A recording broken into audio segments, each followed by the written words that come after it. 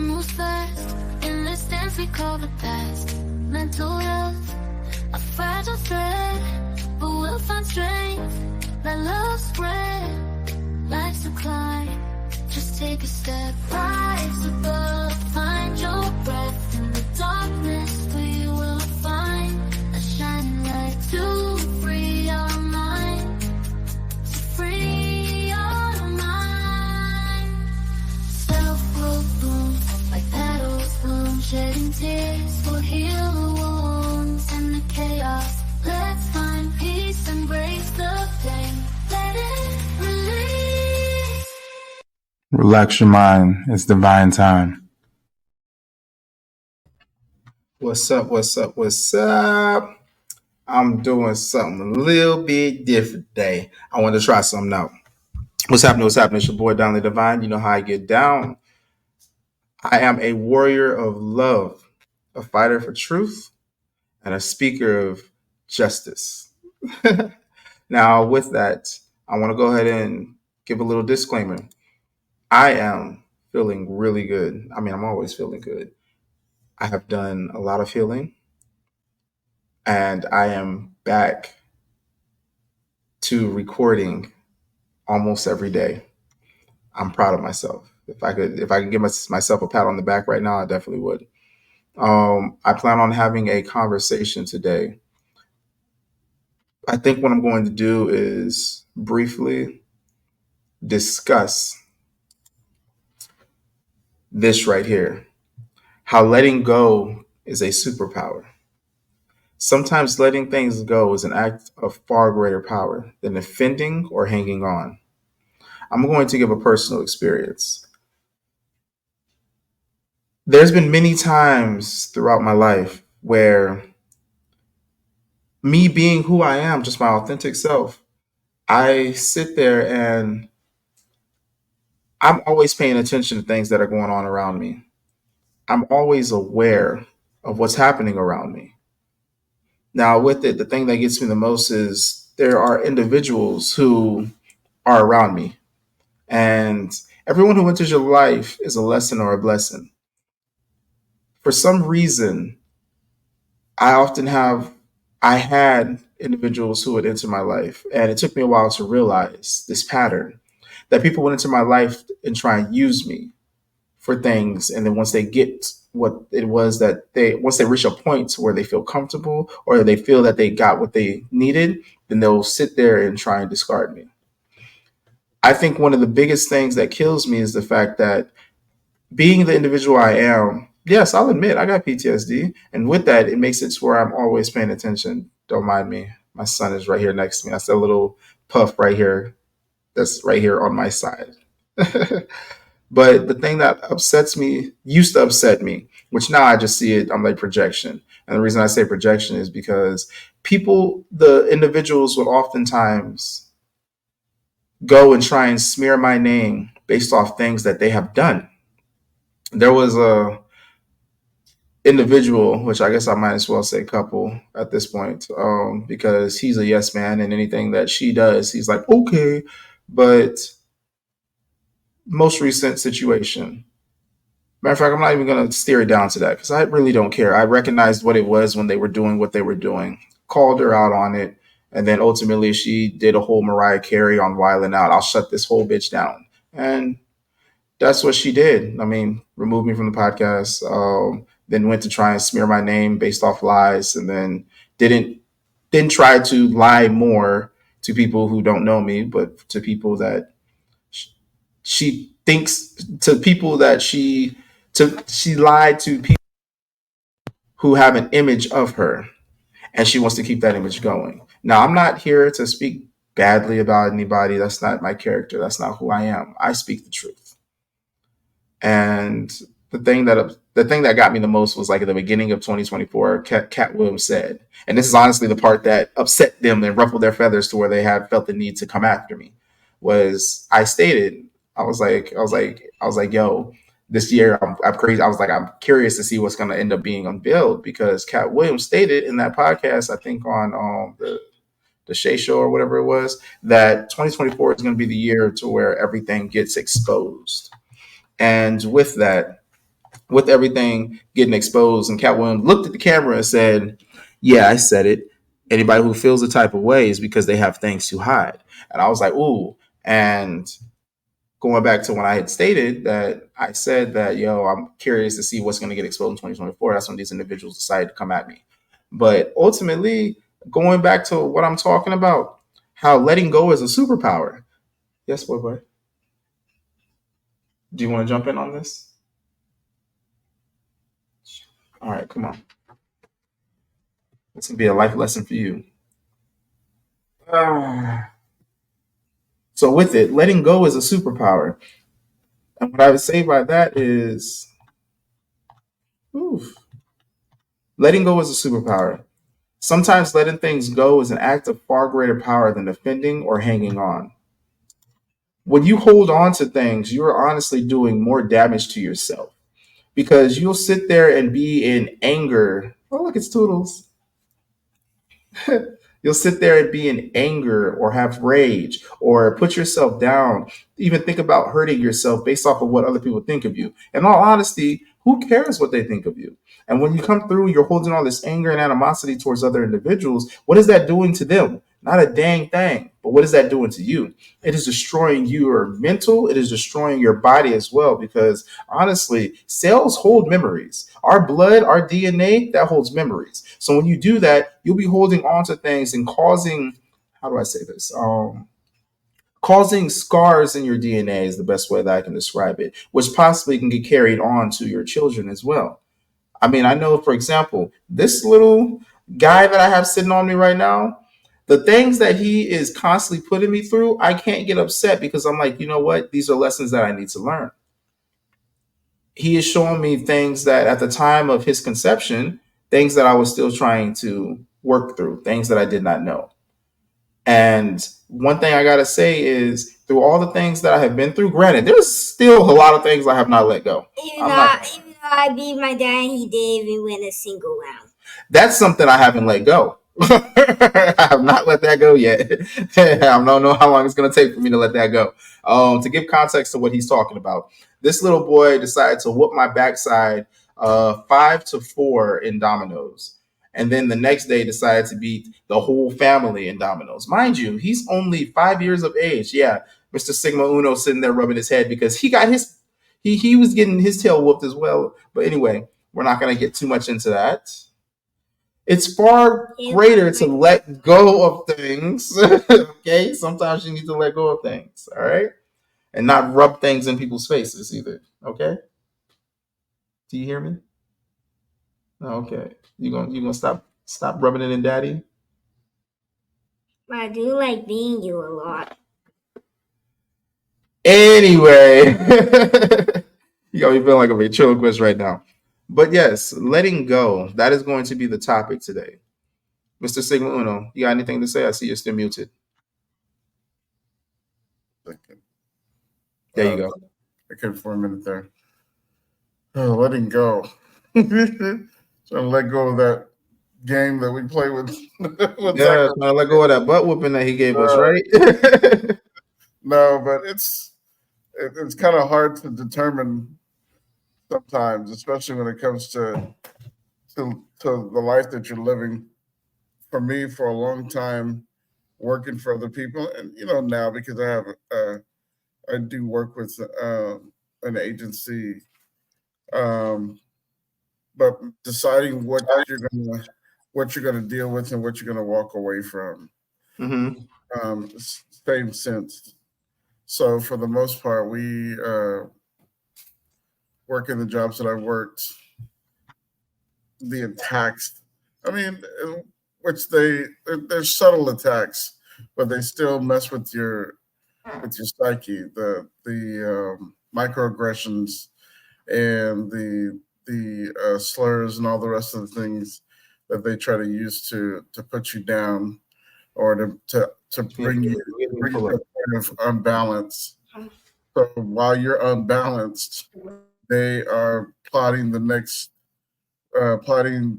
wave of things to make sure that you're feeling exactly what they're saying, and that you're making a decision that would be in their favor. Um, and when I was younger, my instinct was fight. If you're coming for me, you're coming at me, fight back. But I had to learn to Mhm. fight a different way. I had to learn to fight verbally. I had to learn to think ahead of them. I had to. There's a lot of things I had to change about the way I I fought or protected myself. The thing that sat with me the most and was hardest to do was to know the situation, knowing you could take it to court, knowing that you could win, but understanding that the people that you're going against have this long term, have this ability to carry it out for a long time, and justice will never come. So adjusting to that and changing your brain to, okay, I gotta let this go. I can't deal with this. No, I can't let it get me. So I have to let it go. But the amount of times that has happened begins to take a toll on you, because it's like I can't go anywhere and do anything without people pushing these buttons. Yeah. Reminds me of the movie of that I watched this movie but maybe a month or so ago. It was about Jackie Robinson and how when he went to hire Jackie Robinson, he challenged him. He said, "Look, if you can you take what they're getting ready to dish out to you? Can you take the racial slurs? Can you take them calling you a nerd? Can you take them calling you monkey? All the rest of the stuff. You Hmm. have if you give them your power, then you'll basically they'll anything you do will be in on a spotlight, and they'll call it for what they believe it is, and that would be their truth. The idea that it took everything in him not to beat this one dude to a bloody pulp because of the things that he was saying and how deep he reached into his life was a testament of if I let it go, I'll make room for greater things. Somebody sees that. Somebody's watching the idea of, hey, I'm letting it go. And someone's watching you like, you're the strongest person I know because you can walk away from this. And they applaud it. They will applaud you for doing that. You may not see the person right away, which for me that was the thing that happened. So the person that I worked with became a manager of another organization. So when I left the organization that I was with because of all the things that were happening, I got a phone call when she found out that I was gone. She was like, "Look, I'm managing this other office. Uh, I'm, I'm, I know you went through hell there. I'm trying to make it different where we are now. So it opens doors when you come to a place where you can say, okay, I gotta walk away from it. I gotta let it go. Thank you, bye-bye. It's not an easy feeling. It's not an easy thing or an easy It's not. feeling, but it in some cases it has to happen. In other cases, they're like when you're in my face. I have this thing about my space. If you're in my space, this is my perimeter. I'm asking you to leave my perimeter. Get out of my space. Yeah.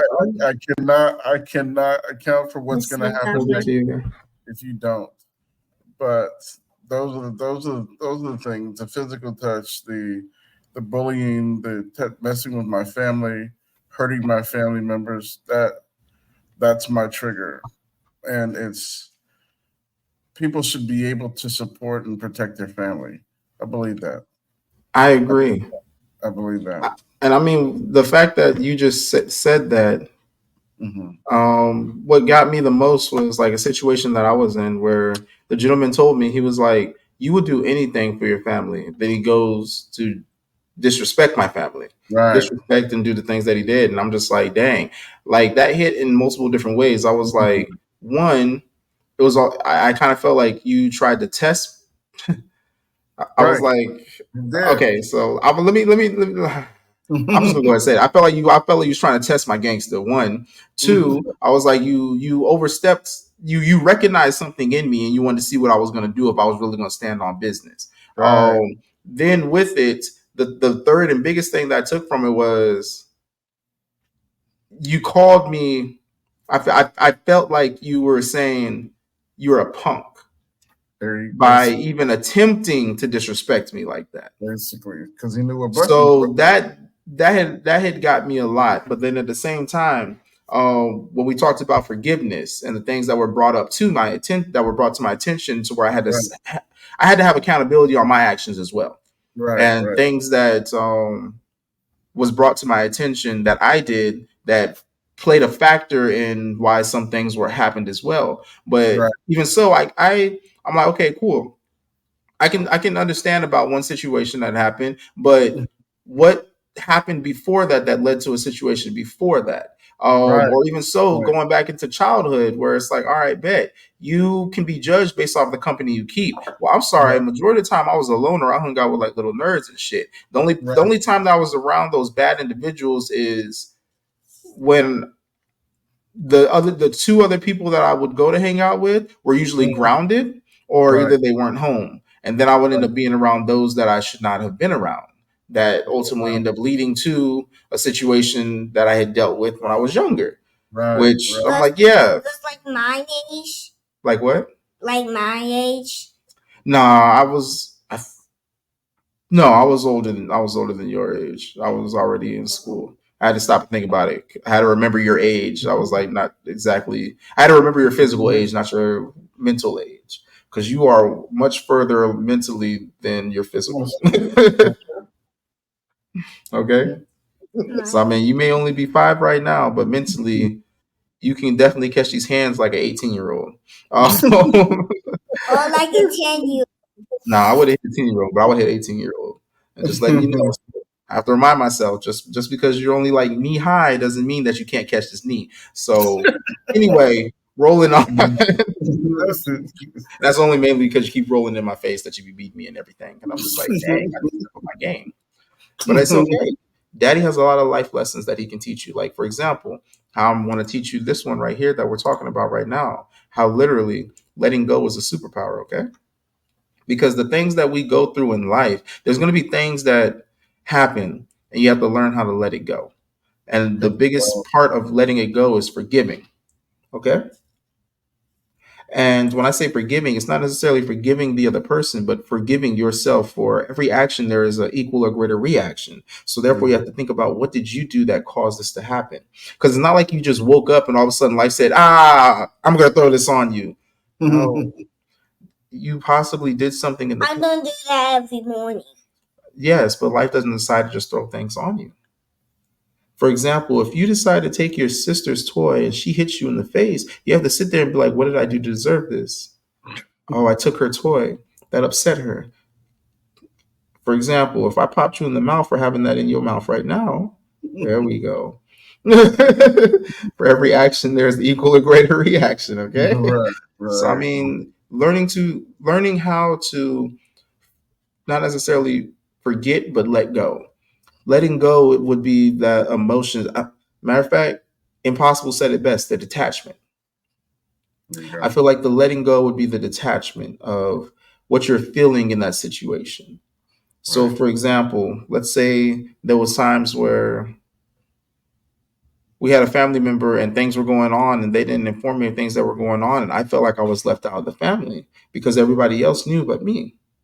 I have to learn to kind of let it go, because you know what? Well, what did I do to make it to where it feels like they don't trust me to tell me things? Then again, what did I put them through in the past? You know what? I have put them in compromising situations based off of the fact that me believing and thinking that I could trust somebody leads to a worse situation. Also, at the same time, with other things that I'm going through at the moment, maybe I have prying eyes on me. So they want to make sure that, hey, all these things need to be solidified before we let them know, just to make sure that there's no holes in the ship. Right. And then at that point, that's when I could sit there and be like, you know what?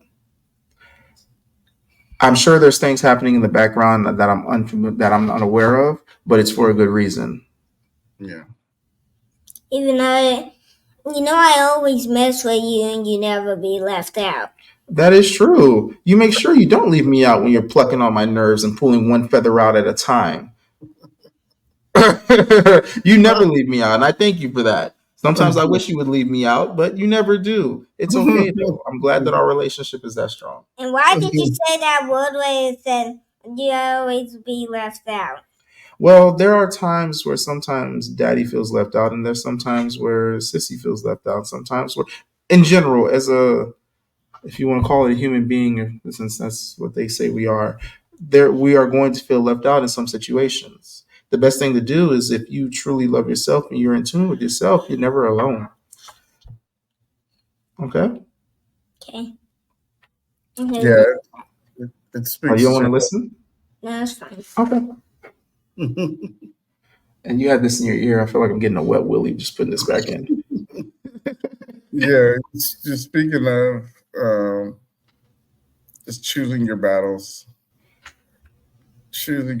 because some are worth fighting and some, if you start the battle, you have to be aware of your surroundings. What's going on around you?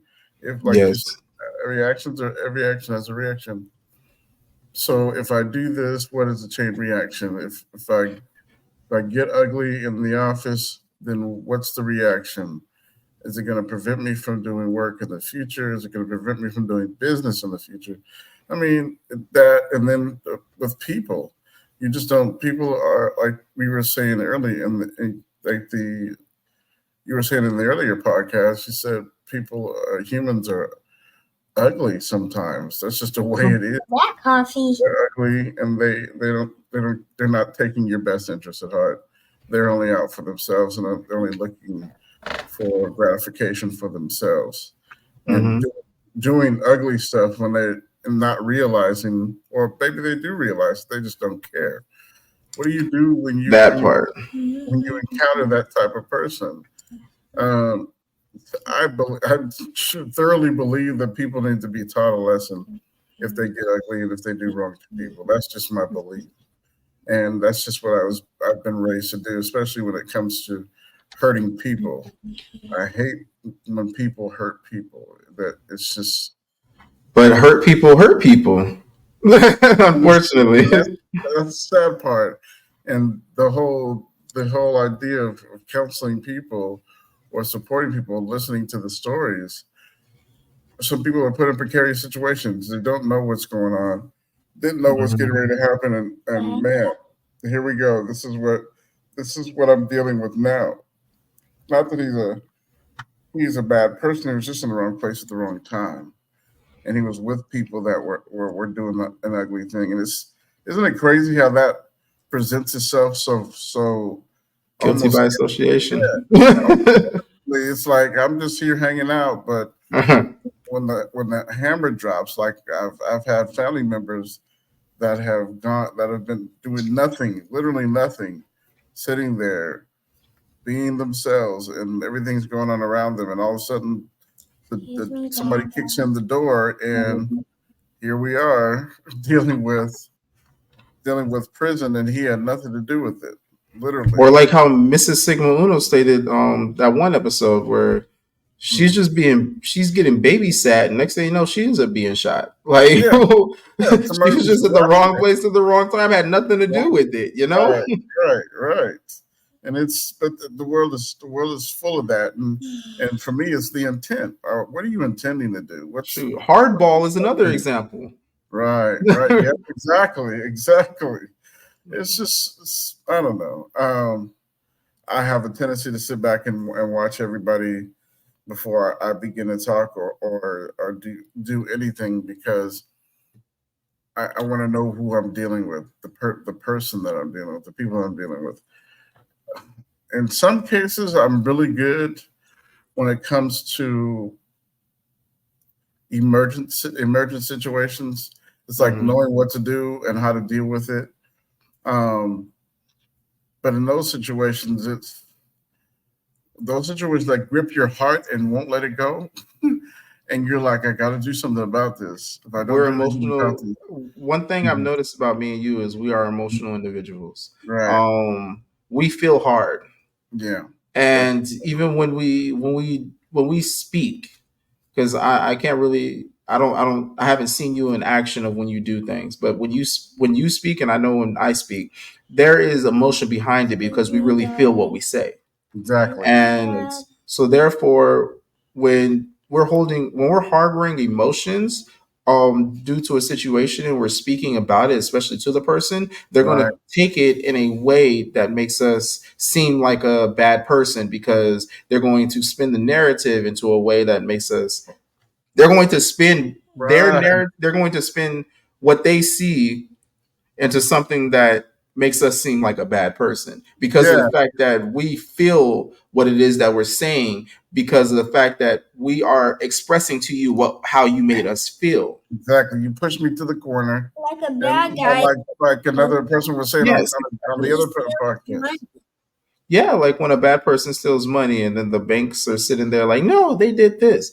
Equivalent so, where now all the blame is on this person, but they're not sitting there talking about like, oh yeah, Or we charged you over $500 in overdraft fees for $1 that you didn't have in your account when you only had 70, when you had 99 cents in there, but that 1 cent made it to where we had to charge you another 29, and then we charged you right, another 29 on the overdraft within an hour later, and kept it going until the company that decided it needed its money was like, nah, this obviously isn't going to go through. And now you have acquired $247 and something cent based off of interest off of right. that 1 penny. So, yes, exactly.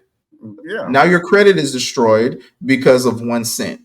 But they're not gonna the credit bureau is not gonna sit there and be like, oh, you were 1 cent short and that led to all this. They're gonna be like, right. well, it looks like you had a late payment and you acquired this much, so we cannot approve the loan. And now you're sitting there like, I was just trying to buy a house. You see how that falls down the line? Right. And all of it just that's big bank. And when I've dealt with big bank before, we've Listen to the words. Okay, bye. been into some situations where we knew that the bank I worked for was wrong. Mm-hmm. I think what was it in the crash? You had Solomon Smith and Barney. You had Chase Bank. Yeah, all of them actually lined up to get some funds when they were making money hand over fist in on the stock market, but Mm-hmm. yet the market actually crashed. The FHA, I mean, all of those guys were answering to stuff that they had done. The company that I worked for was responsible for 70% of paper that was fraudulent. When we found that out, I thought about all the families that were hurting from the things that we did. I mean, the loans that we gave them, the balloon payments with the jumbo loans, some loans that were fixed initially, and then the rates were going to jump up within the next year. And if you have a fixed income, you can't maneuver, you can't change nothing. So now Yeah. you have to make a determination of whether you're going to eat or pay your mortgage. You know, there was no help for people like that. So it's just, and at that point we were like, what do we do? We were in touch with reps from New York to Chicago to Texas, and we were like on this call talking about, man, what do we do? I feel like we kind of caused this, but it was all under the direction of the people that we were working for. So we backed up. We were like, okay, we've got the tools to kind of begin to rectify it because we were taught how to do. We were taught how to do the forensic audits and all the rest of those things for Okay. people. So when they found out whether their loan was fraudulent or not, they could begin to sue the banks or begin a process to sue the banks to get their money back. The biggest fraudulent thing that happened during that time when they found out that people were actually going to fight them, to go against them to keep their homes, the biggest thing that they did, which was ridiculous, because by definition, a modification doesn't exist in mortgage. It doesn't exist because if you are doing a modification, it you have to redo the contract. So they hit the people back with that, and people still lost because if they didn't have the money to pay it, then it was no use. So at one point we were talking to the people we were helping. We were like, "What do you do? Well, you have to think about what you're doing. You lose your livelihood and you lose your ability to take care of your family." There were people that I know that were rich that owned housing developments that were going under, literally going under. And the I question, want to ask this question real quick. Mhm. What does rich mean to you? When I say rich, by the world's definition, somebody that has $1 million over or maintain a liquid and a non-liquid asset formula of about maybe $1 million to $2 million plus. Okay. And Are you the world? no, not the world. What does rich mean to you? Rich means to me, rich means family by my definition. The things that you have with your family, just being together, having what you need, life and support, breathing, um, being able to love, and just being separate from the stuff that we suffer from. That's what Okay. I. All right. Okay, cool. I was just asking. You can continue the story. The reason Mhm, I was just asking because a lot of mhm. people will sit there and be like, "I want to be rich," and I'm just like, okay, because you have societal rich, which will be dealing with the Right, capital, right. which a lot of people who are rich are not happy They're not. because it's like they have so much that they need to maintain to try and keep that to consider the lifestyle of being rich, which in a lot of times I'm like, wealthy is what I would want to be if I have to deal with anything that has to deal with capital. Right. Because with the wealth, you don't have to worry about it depreciating. You can be No. rich and lose it all the next day. When you have wealth stacked on top of you, it's going to keep on accumulating, or it's going to take time for it all to deteriorate. You have a way. You're right. You have a way of keeping. You have an engine that keeps the money, the wealth coming, and that's the Mhm. important part. And that's legacy, really, for me, because it's all as much as we talk about money being the love of it being the root of all evil. It's in this world. It's necessary in order to eat, in order to do Unfortunately. anything. They're making us have it so we can pass it from one person to another, and now it's becoming digital. So how the hell is that going to work? What is that going to look like? And it The thing, makes go ahead. go ahead, go ahead. It makes sense. It makes sense to me that when it comes down to this, and this is part of my pause with some things, it's like when this does happen, it's going to put a lot of people in a bad situation. So if I pause for a minute with one or two of the things that I'm doing, Mhm. I can put in on that and still at the same time build from where I'm building from. That is the only sense of it's only direction that I see myself even dealing with the world with. Other than that, it's like y'all can keep the rest of it. I know I need currency to take care of my folks. I can deal with the rest of this. I don't have time for it, you know. Mhm. But that whole letting go, when I tell you, it has everything to do with having things. With I mean, they make it this way, and they do. Man, I have to say one thing: they did their homework. They did their homework, and they studied people, and they put people where they wanted to put people, and they knew if they put enough pressure on people, they're either going to crack or they're going to digress completely.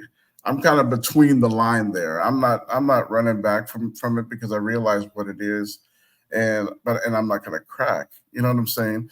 That's what they Yeah. want us to do. They want us to go mad and wild and feel the stereotype that the narrative that they've written for us.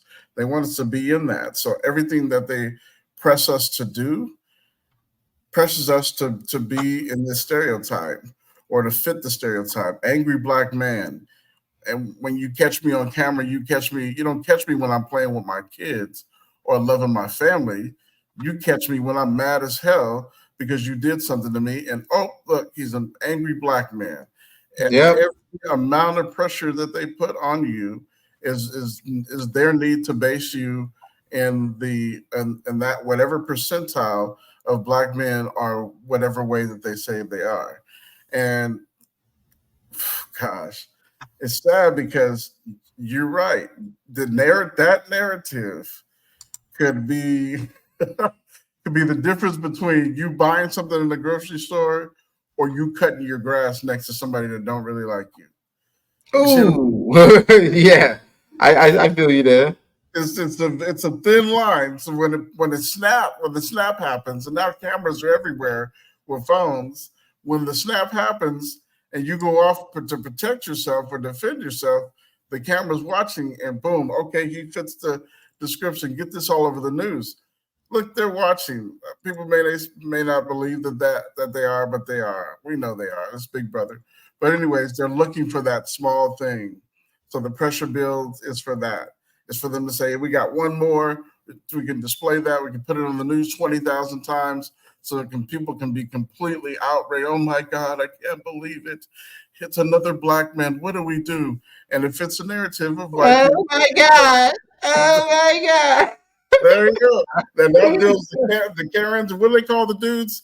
The Karens and the dudes. I'm not even sure. Honestly, I don't even be keeping up with them like that. True talk. Yeah, that builds the Karens and the other people that feel like they need to do some justice in the world. And I see that you're acting a way that I saw somebody else act, or because you're black, I'm going to deal with you this way because I saw on the news that a black person did this. Ugly. But that's the thing that we have to think about. These hairline opportunities that they have. Do I deal with this shit or do I walk away? And 9 times out of 10, it's like I gotta walk away from this. Otherwise, it's gonna blow up sky high, and I'm gonna be presented to be something that I'm actually not. And that's the hard part. Because then you haven't taken into consideration mentally your pride, what you could have done, and you have your dignity. You feel like, hey, I'm supposed to protect my family. I can't do this. They're taking that away from me.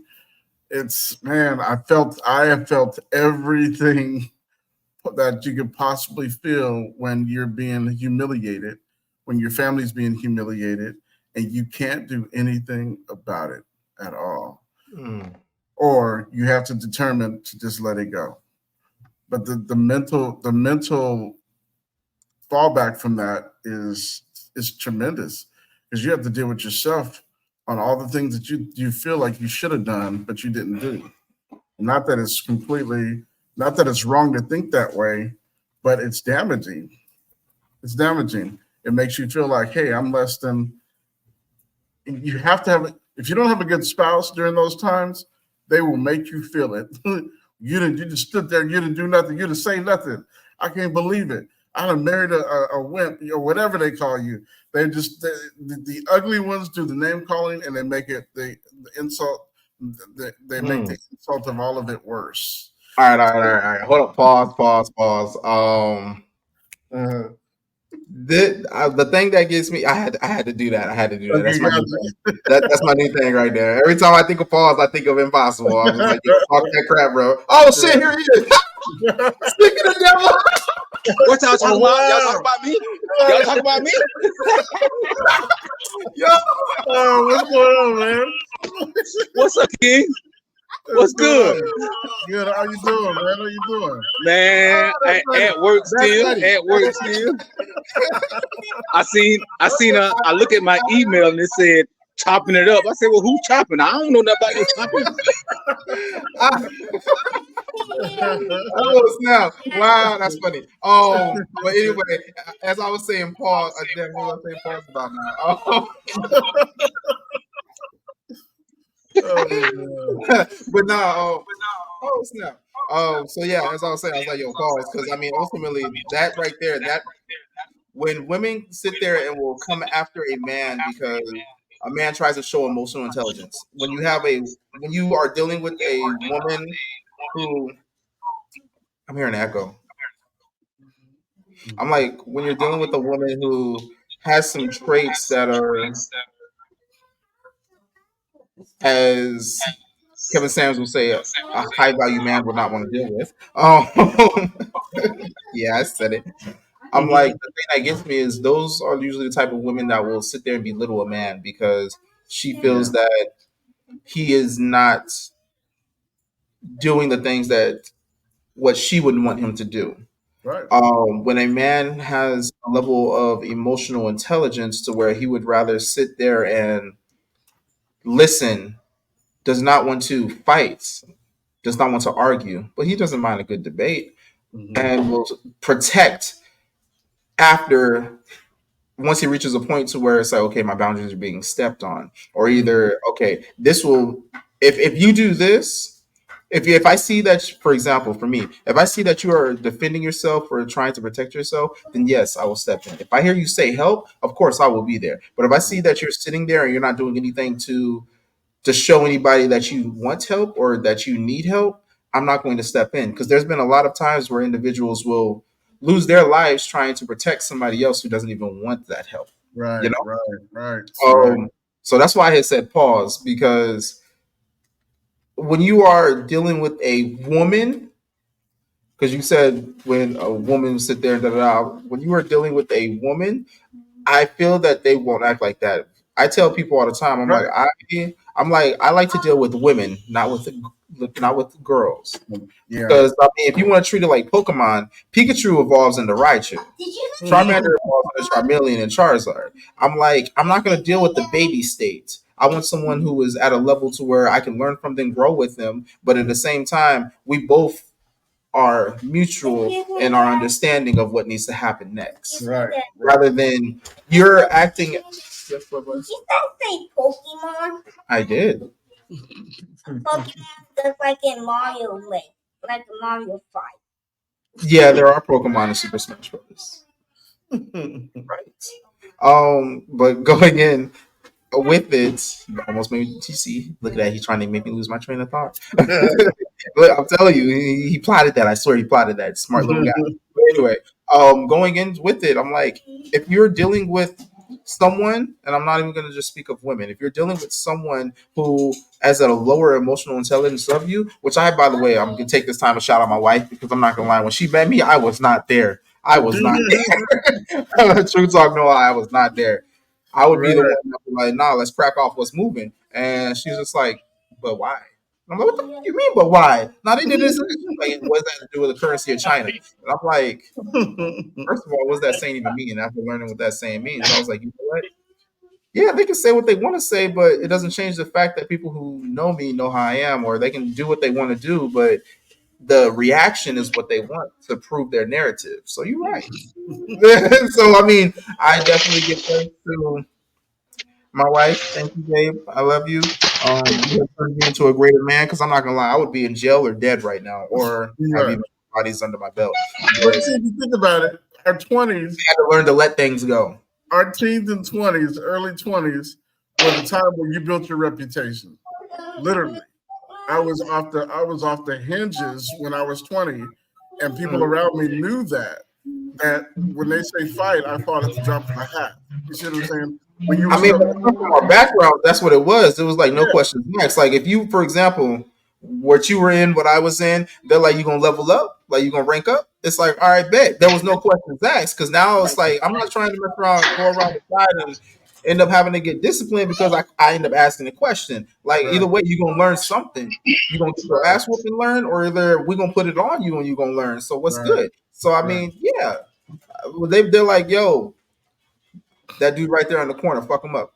No questions asked. I mean, it's kind of the same to where when you have parents who are raising their children in the right way. For me, I'm like, everything that I tell my kids, I'll tell them to do something, and they'll be like, why? I'm like, okay, one, I'm like, you don't really need to ask me why, but I'll tell you, because everything that I say has a reason behind it. So I'll let you know. Oftentimes when I tell them things, even if they don't ask why, I explain to them why I said that or why I did that, so that way they have an understanding of why it is. Because I don't want them to hold on to any type of animosity or anything, because in their mind it didn't make sense. I'm explain. I'll bring it to their attention of my train of thought and things that I have been through, and the reason why I felt this way and why I conducted myself or told them to do things this certain way. Right. Now, granted, there are going to be situations where their way might be the right way, but I tend to go off of what I've been through. If it's if what I've been through, if it had a negative outcome, I'm going to steer them in a way to where they don't make that same decision that I made. You know, Right. And for me, it was we were taught to stand our ground. We were taught, regardless of anything, don't run from a fight and stand your ground. The reason why I understand now that we were taught that way is because if you start running, you'll be running for the rest of your life. Every situation that you think is tough, you're going to back down from it. Instead of backing down from it, you can proceed. Now, the lesson of how to proceed forward or to deal with it in regards to physical fighting, not at a certain age, like when you are married to someone that has common sense and knows when you're in your rage that you need a tug or to come and grab your hand, and all of a sudden your mind goes, okay, I'm with my woman now. I can't act up like I did when I was younger. I have to use common sense right now. So that type of woman or that type of person is supportive because they know you. They know you. They don't want to see no problems for you. They don't want to see no problems for the life that you're building together. So there's quiet signals. Grab your hand. The look on her face. It means nothing. Let's move on. All of that is super helpful when you have to determine whether you're gonna walk away or not. You see what I'm saying? So that's kind of where I'm at. I mean, I say age based on my life progressing and how I need to deal with things, and I have to come from a different place. I got to come from a place of understanding, first of all, of who's standing in front of me and who I'm dealing with, and whether I'm seeing that they're in a bad headspace or not. Because if I just go off and this person actually needed some help, then I'm dead wrong, and I didn't show them love. I didn't show them respect, and I did not see or understand that they needed the help that I could give them. So my mentality at this point is, hey, not really a walk away. This is a support and help. It's choosing your battle. It's choosing what's happening based on what you're going to do based on what's happening in front of you. You see what I'm saying? So that's it. It's again from my 20s, my teens and 20s. In my 30s, I kind of paused a bit more. I was like, can we pause real quick so I can let Mr. Impossible know exactly what the topic is? yes. Sometimes letting things go is an act of far greater power than defending or hanging on. That's what we're talking about right now. All right, Impossible. All right. Sorry. Continue. Letting go, huh? Yep. How letting go can be a superpower. Yeah. Continue. But yeah, For sure. It keeps me in a place where I'll say she keeps me in a place where I can think something. I'm bald headed. Sometimes I don't. You are bald headed. Sorry. I said I'm bullheaded, and sometimes I don't listen. But when it counts, when it really counts, I do, especially in really tough situations, really bad situations. Which I mean, I don't see a lot of that anymore, unless just the world has gone nuts and we're facing some stuff on a global level. But for the most part, over the years, I've literally had to choose my battles and determine who when to fight and when not to fight. Even when you got all the evidence right in front of your face, do I push the button, or do I stand here and just let them do what they do and move on? That's another. I'm not gonna lie. I'm not there yet, and I'm glad I'm not president because I'll be like, "Oh, you want to fuck up? Bet. Give me the code. Press the button." I'll be like Dee Dee from Dexter's Laboratory. What is this? Like, Right. I'm not gonna lie. I still got healing to do because I catch myself from time to time where I'm like, you can catch these hands, knees, elbows, and legs. Like, don't play with me. Right. And I mean, it's bad too because like there will be situations, and a lot of times, like when I was younger, for example, I didn't see my mom for like 5 years because she was afraid that I was going to kill my stepdad, which at the time I probably would have.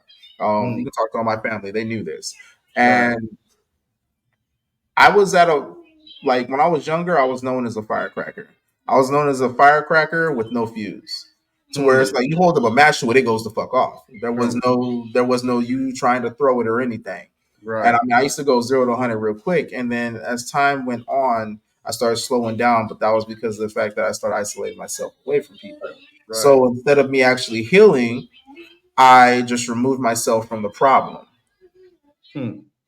So therefore, it was like I still would go 0 to 100, but you never would hear about it because I was never around people.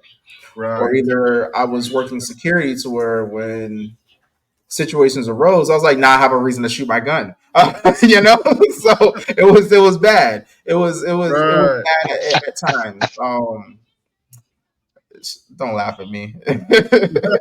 Laugh with me, but don't laugh at me, okay? But as like when I met my wife at the time, my fuck buddy, my friend with benefits, says she would leave it for the first 2 years. That's what she always said, by the way. Like, oh, y'all finally good? She's like, we just fucking. I'm like, okay, cool. So I got it in my head. I was like, I'm just dick to you. Cool. It is what it is. Being with her, and talking with her and realizing that I remember the day that we were sitting on my couch in an apartment that I had down in Puyallup, and she was like, "I see you," and I was like, "I see you too." She was like, "No, you don't understand. I see you," and I was just like, "Are you not black?" Like, so I think I see you. She's like, "No, you don't understand." She's like, "I see you for who you are and the things that you have gone through that make you who you are." Right. And I was like, I wish I could say the same about you, but you're not showing me who you are. I was like, you're showing me the bits and pieces of what you want to be, what you want everybody else to see. And she was like, okay. She didn't confirm or deny, but she knew I was right.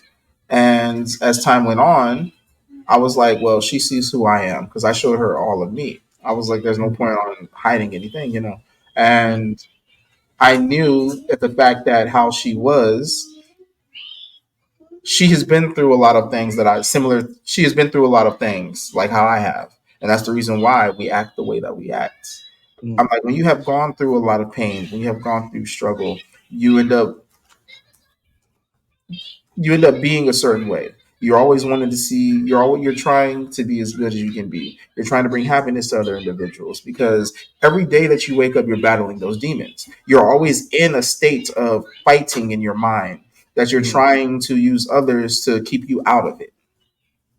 I realized that with her. So this is the part that she hates, and I understand that she hates it.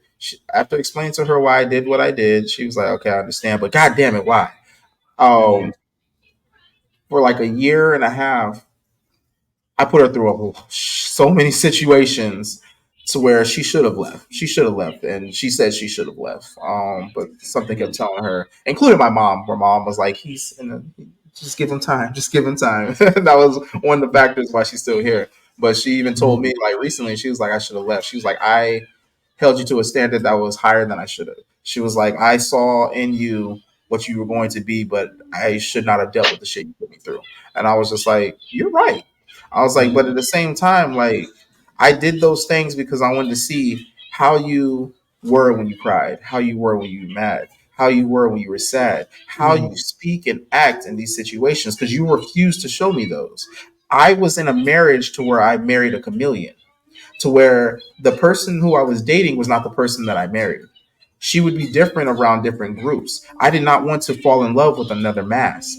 So I wanted to know who I was dealing with before I decided to pour my all into this person. Mm. Now, granted, yes, from where you were, it seems like I was putting you through a whole lot of horrible shit. But at the same time, if you showed me these things, or you were able to open up and discuss these things at the time when I asked, we wouldn't have had to go through those things. Mm. So I had to see for myself because it was not being brought to my attention. And I did not want to be in a relationship and then be finding out the hard way that, okay, when she gets mad, she destroys things and makes it to where now the apartment's fucked up and I have to come out of pocket with things, or your brakes are cut out of your car. I need to know what I was getting myself into, because I don't want to be caught off guard and be like, yeah, I love this woman. Somebody tells me something like, oh no, she would never do that, but come to find out you would. It sounds like you were. It sounds like you were still coming out of the situation that you were in before. So yeah, I was having a hard time letting go. Your wall was sky high, and you wanted her there, but you didn't want her there, and that's the hard part, because I told her that. I was like, look, I can do everything for myself. I got my own place, my own cars. I was like, take care of my dogs. I've got multiple jobs and building a business. I was like, the only thing I really need a woman for right now is to give me a family, or either for that good. I'm gonna get him. I was like, and even if you don't want to give me that, I got two hands and they are twins, so I have a threesome anytime that I want. Like that's where I was. Like Boy, you stupid. Where I was at the time was I want a lady, but I don't need one. Because often, like again, like I said, I had a lot of healing and growing to do.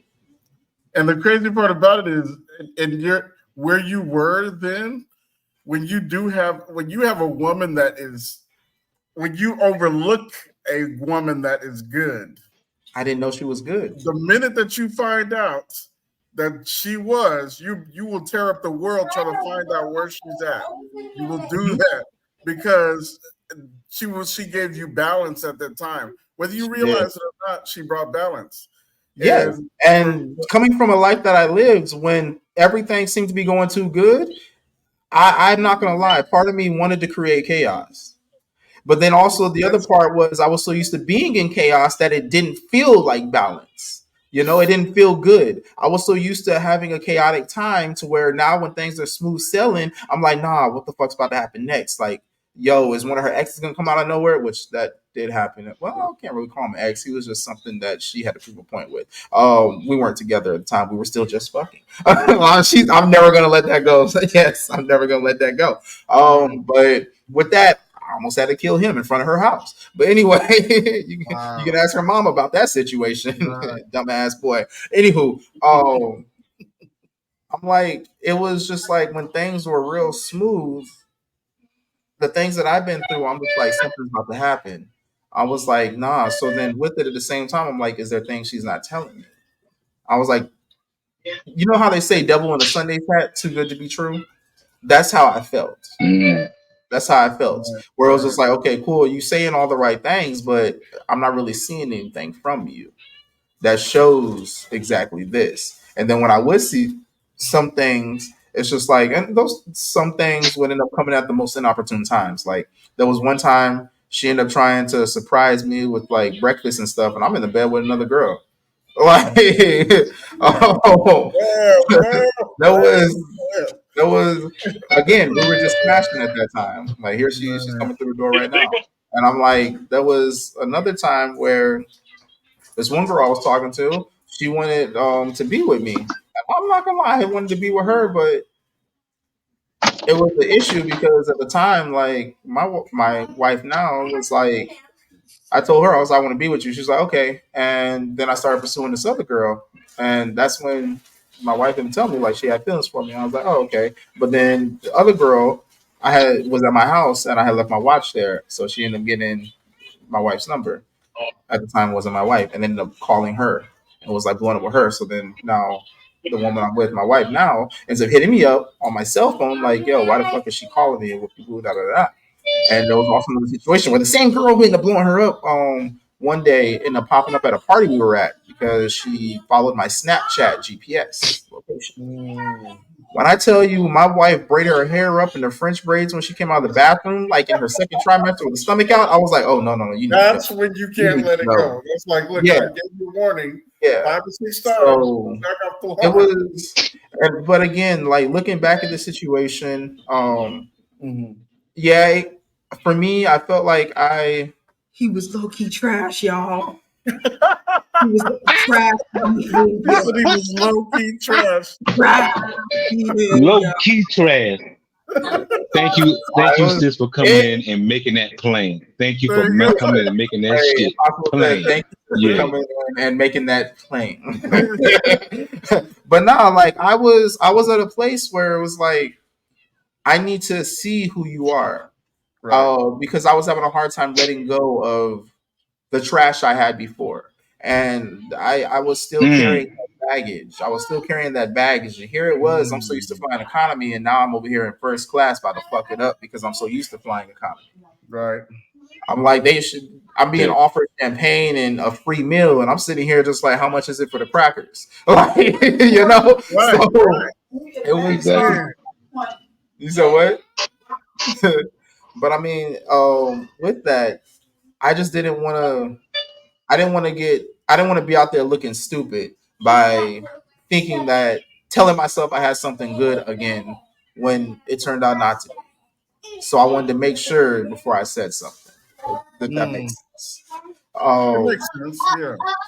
So I mean, when it came down to makes total sense. Yeah. So I mean, when it came down to me finally letting go, I feel like that was a. Oh my gosh.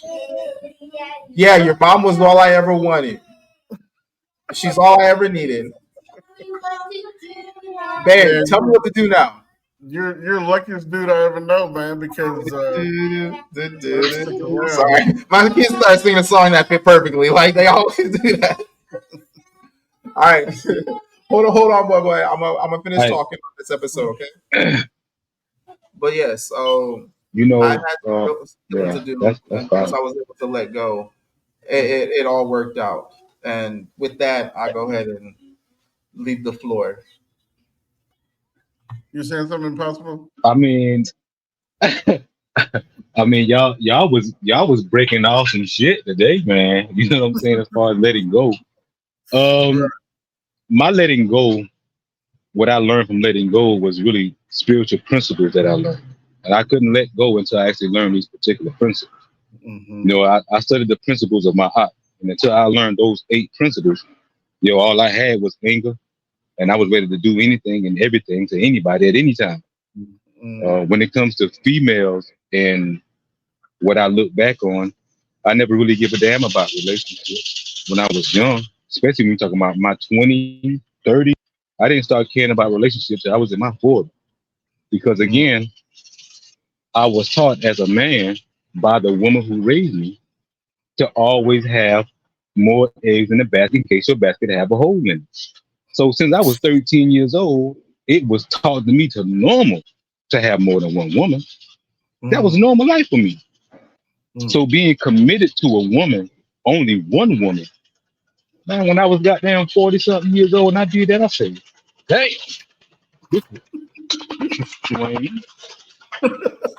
Like I can't do nothing. Like what happens when I want to go out and test something, go for a test ride or something? I couldn't even go for a test ride.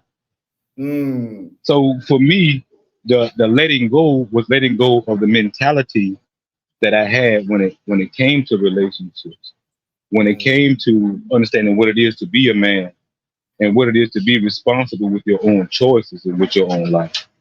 See, I never had another man to teach me that. That's why I always tell you, Sigma, you know, the things that you always share with us, and when you speak about what your father taught you, that's why it's so instrumental in your life. That's why it is functional foundation in your life, because you were given that from a young child. Yeah. You know, I didn't learn how to become a man till I was in my 30s, bro. Like for real. I had daughters and still didn't know how to be a father. You understand? Right. So the letting go was letting go of all of the ignorance that I deemed that was part of my belief system that actually caused me destruction. Right. So it wasn't until I began to deal with that from a true spiritual place that I was able to let go. There were books like what that is. What's it called? New Earth Consciousness. It was one called Seed of the Soul. And when you get into alchemy, you know, all type of different spiritual alchemy and Gnosticism, you get to change. You know, there's another book that I read called Way of the Superior Men. I dated a woman for 6 years. The first 6 months, every day we got on the phone, before she hang up, she was crying.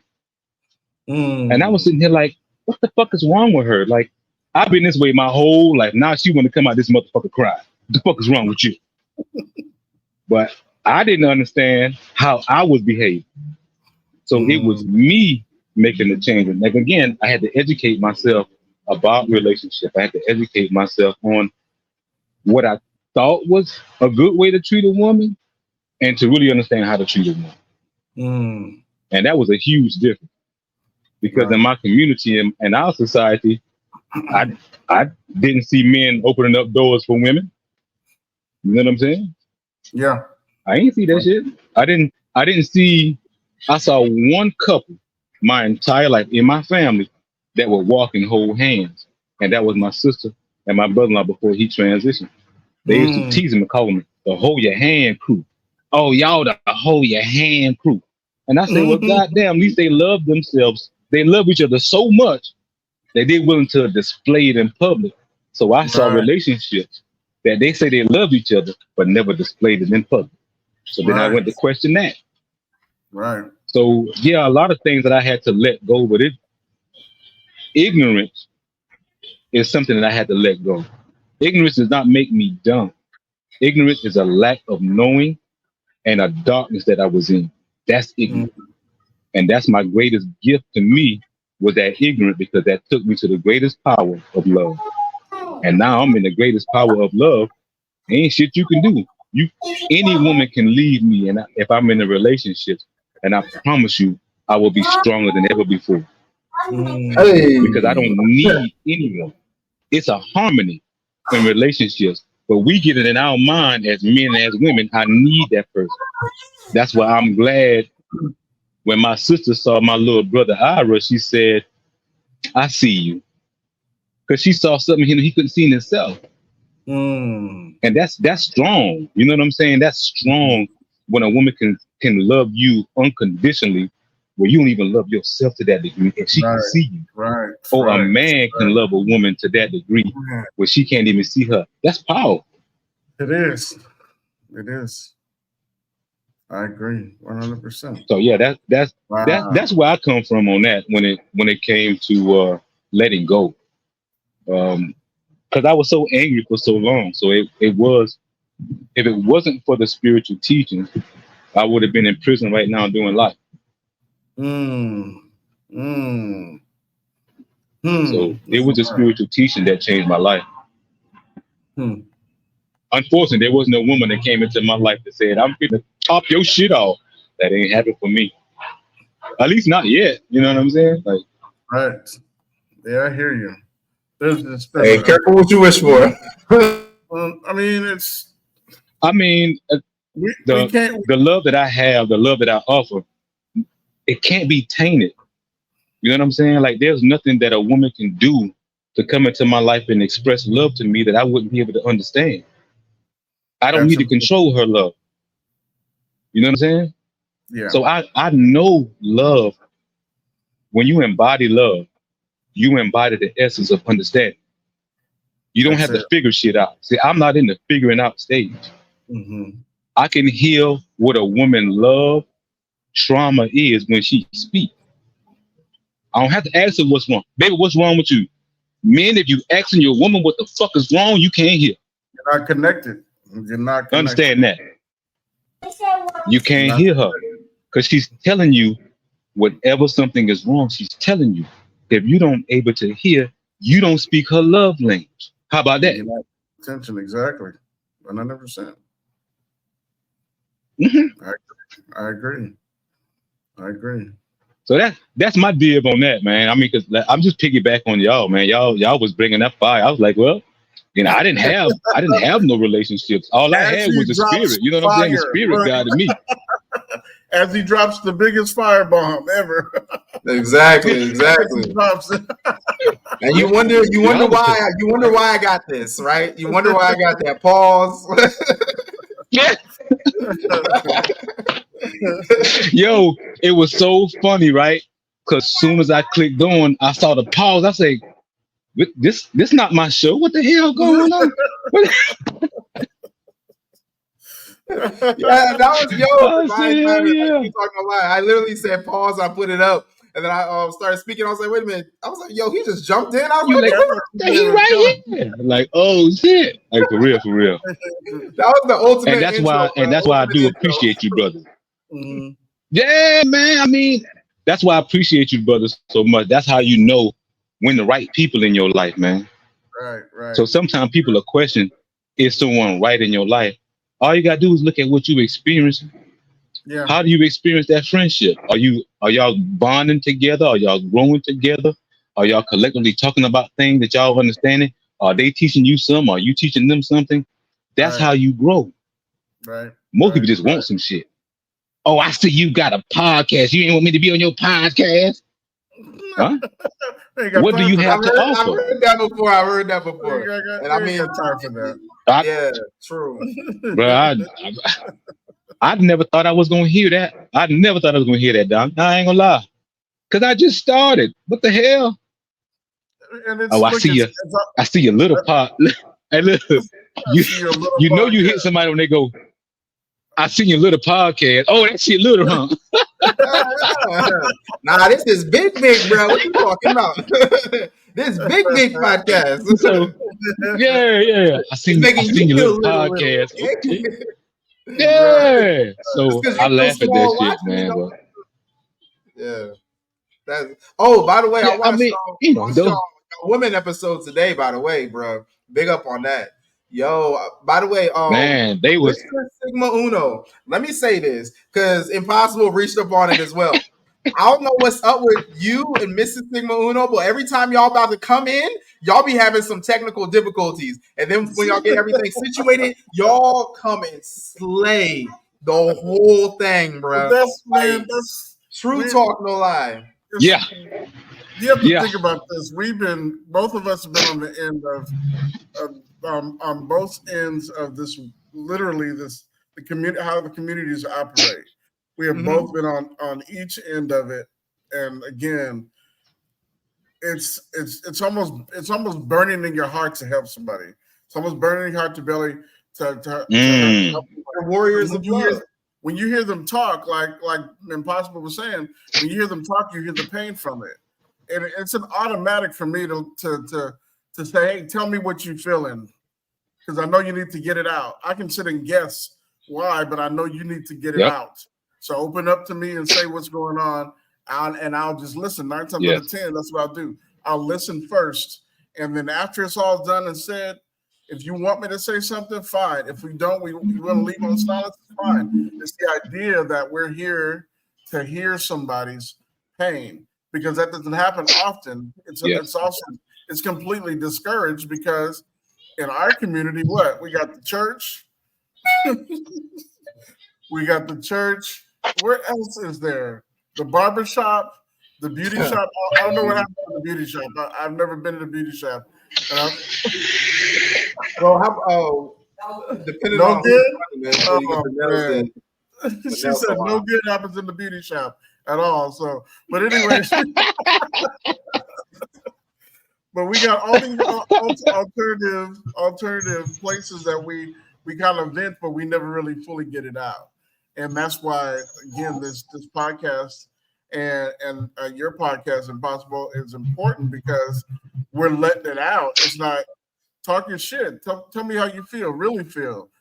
Something just happened to you, just put it out there and get it off your chest, so we can move on. You can move on. And when you see other people, like when we did the podcast the other day on Saturday, it's like watching the new person come out of her box. she came out quickly and she was able to say exactly what she wanted to say because everybody around her was making her comfortable. You see what I'm saying? That's building that community. She's comfortable enough to open up and say it and feel like I'm not in a place where you're gonna gag me. So when you mentioned where she came from, that's what I was saying. There's a lot of people in that arena that you're probably going to start seeing because they don't get an opportunity to say these type of things or say how they feel. Period. So that's what I'm about. And I know from what I know about how I've seen her work. She worked for she worked for, I'm not going to say, excuse me. She worked for a place that she puts her heart and soul into. Thank you. When she builds, she puts her heart and soul into it. If she finds that you're going to fuck it up, you are target number one. I'm going to make sure you back off the line. But when she's all in to build, she builds. When I tell you she builds, you need to get out of her way. And she'll do the work if you let her do the work. But it's all of us. It's impossible. It's real stuff that Rio said rings out of my head. What Dolly said rings out of my head. It's all of us, and it's interesting because we've all determined that we were going to be at this place sometime in our life. We've all said it. We've all said it in our mind. We've said it in our spirit that we need to talk to some people that we can have a conversation with that ain't gonna bite you in the back. And that's everybody on the podcast when it happens. You see what I'm saying?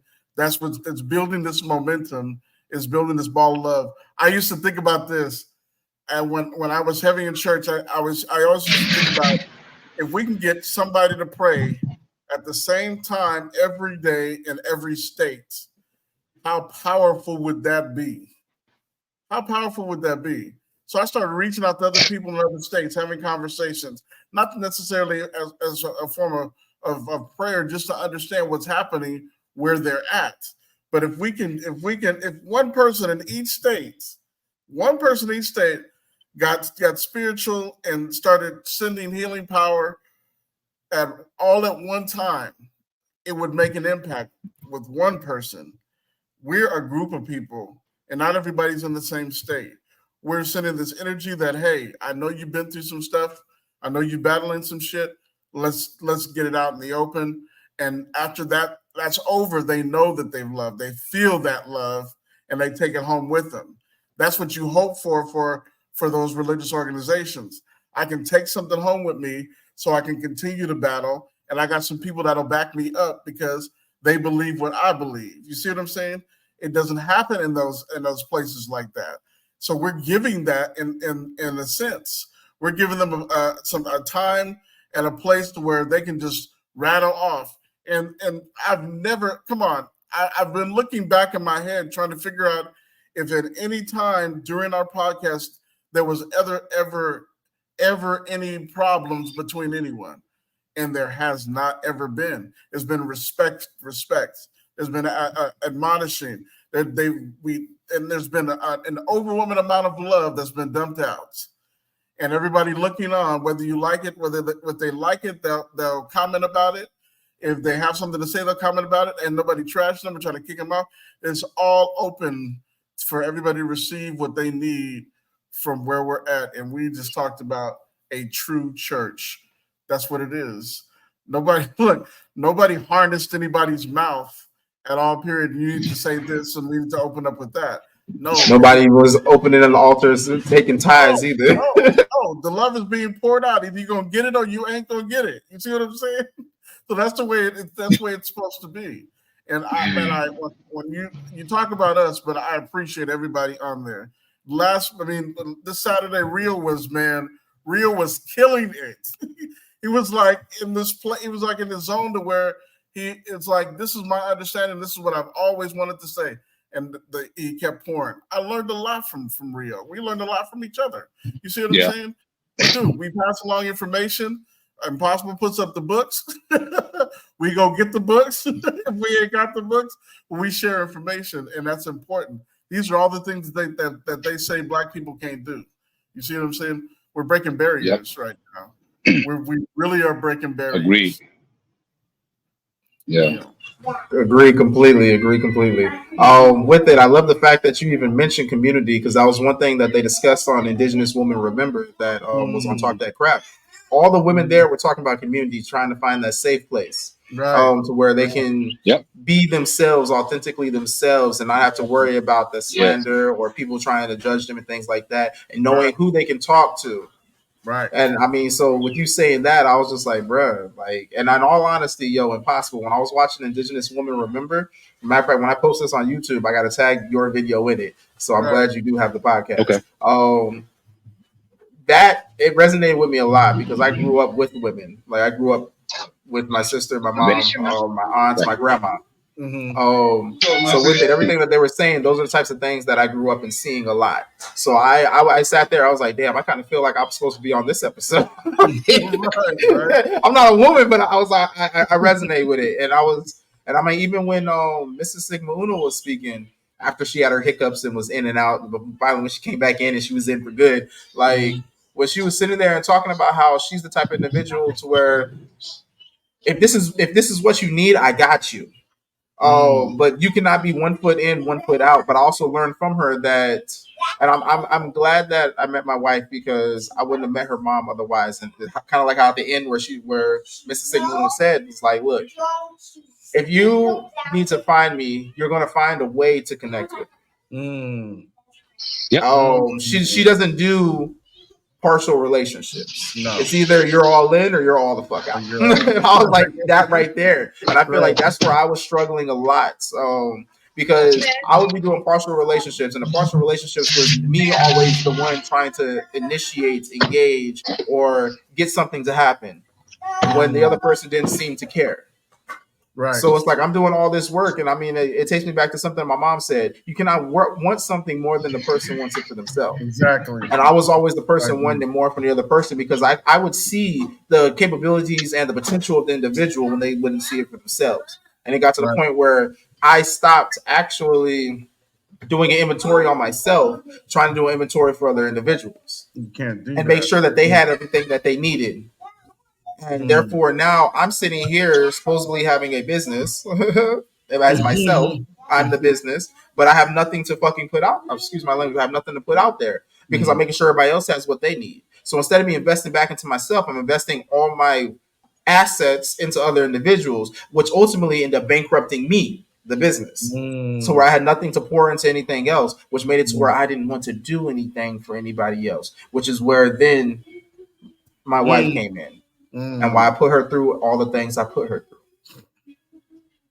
So I mean, me really seeing that episode brought a lot to my attention, which is also another with one of the reasons why I feel that this came to my head. Letting it go is a superpower. A lot of things that I've went through.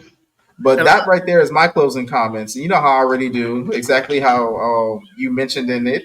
I always have you last if possible, how you tried to do Diamond. Let's say something real quick. Oh, go ahead, boss. Go ahead, brother. Go ahead.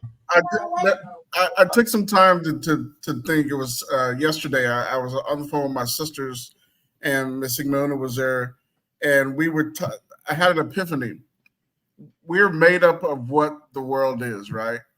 Our bodies are made up of what the world is, right? A certain percentage of water, a certain percentage of minerals, all the rest of the stuff. My thought frame, I had an epiphany. Boom. Women bear children. That means they have everything inside of them to nurture that child to be everything that the world is. The minerals, the water, everything you can name is in their belly with this child. We don't give enough credit to them at all. The world doesn't give enough credit because they're literally the makers. They're the makers. They're the ordained makers of human. They are. And it's like, where's the credit? Where's the credit for that? How do you lift them up? How do you bear them up for that? You see what I'm saying? And it's like we've all backed off the line with trying to figure out or trying to give them their due. In this lifetime, we can't give them their due. But when you talk about the label goddess or empress, that's who they are. And we can't, that's something you can't get around because we're all born of that. So everything that we can attribute to, everything, the strength that we can contribute to, the bone density, all the rest of the stuff, can attribute to the woman that bore us. That blows my mind. I agree. Really, and I was sitting talking to Miss Simono and my daughter. We were all literally going in on the subject of the pain and stuff that they go through in childbearing and how the child pulls everything from them before they're born. You see what I'm saying? So that's what I walked into. Okay. I got context of the conversation now. they're not getting their due. They're not getting their due. They're not. Because again, when you stand back and look at it, they are Mother Earth, literally. Earth, water, air, fire. They are the entire list of elements. They are that.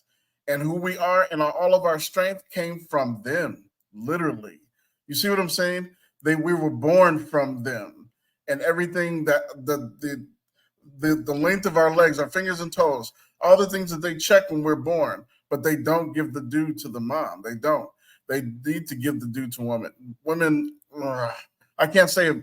There's no way I can say it that'll give them the due and the respect that they deserve. Mr. Sigma Uno, I think it's going to be on the 25th or the 24th. We're going to be giving the positivity to women. Oh, that's right. You have your chance then. That's right. That's right. All right. See, it's all in divine time, but it all rolls together. Definitely. Yep, it does. It does. Impossible. I want to say that the indigenous men, the indigenous women, everybody that you had on each panel, I want to do a collab with you. I want to do a collab episode with you. Oh shit.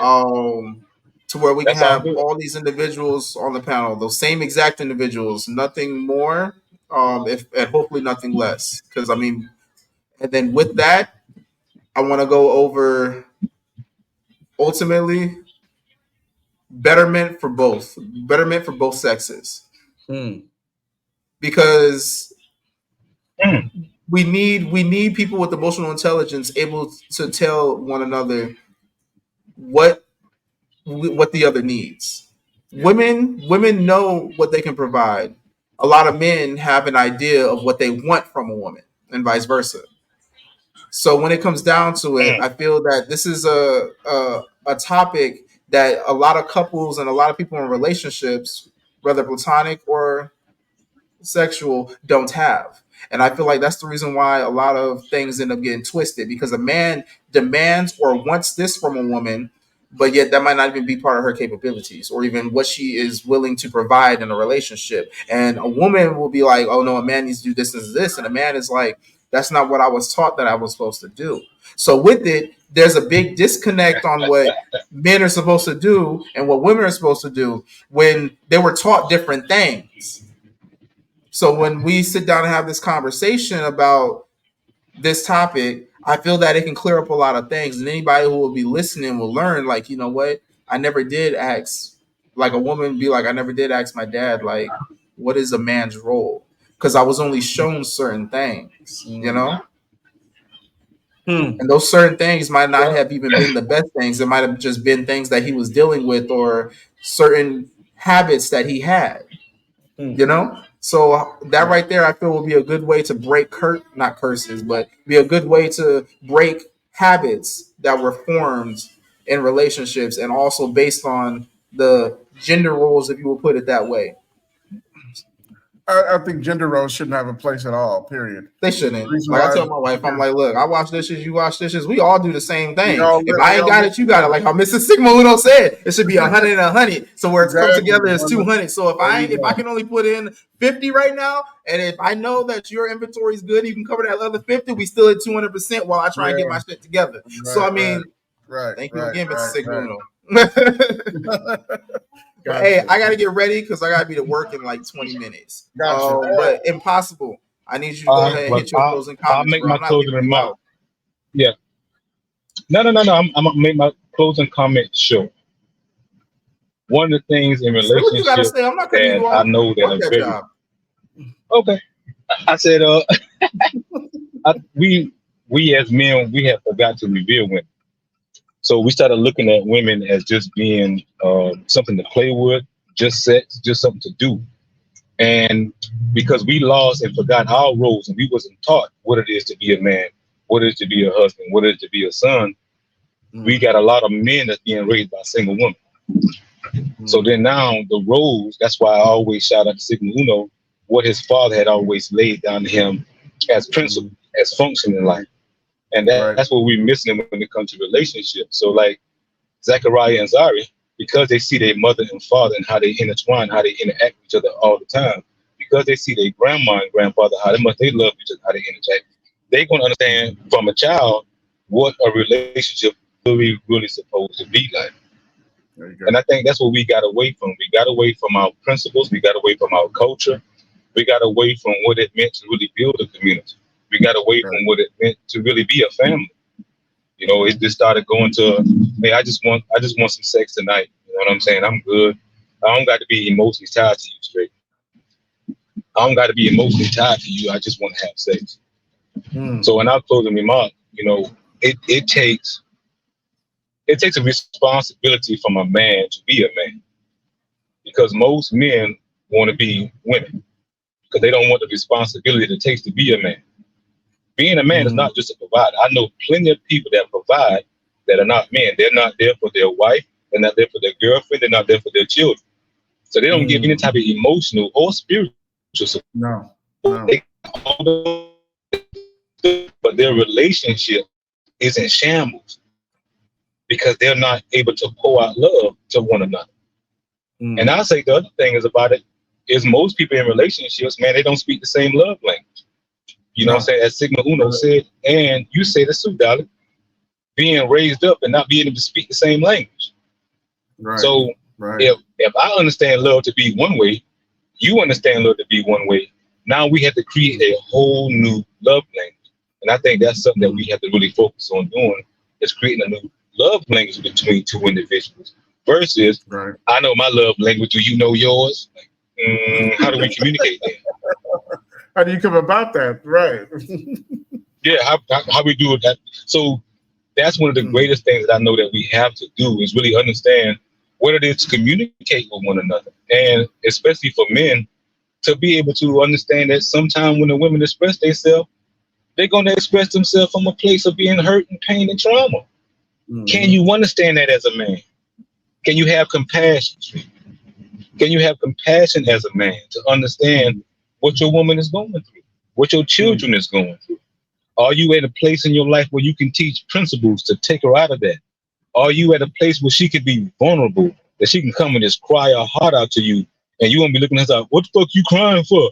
You suck that shit up. Can you understand what she's going through? Right. You know, she might have been in some relationship that was so verbal. Hell, the way you even talk to her, it snaps and brings her to a different place in life. We just don't get it. And I think in our closing remarks, the more that we understand who we are as men, the better we can have better relationships. The less we understand who we are as men, the worse our relationships. That's my closing remark. But we'll find strength, let love spread. Life's a climb, just take a step, rise above, find your breath in the darkness. We will find a shining light to free your mind, to free your mind. Yeah.